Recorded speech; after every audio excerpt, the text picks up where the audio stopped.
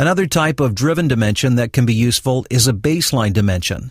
To create baseline dimensions, click on the Dimension drop-down icon and select Baseline Dimension.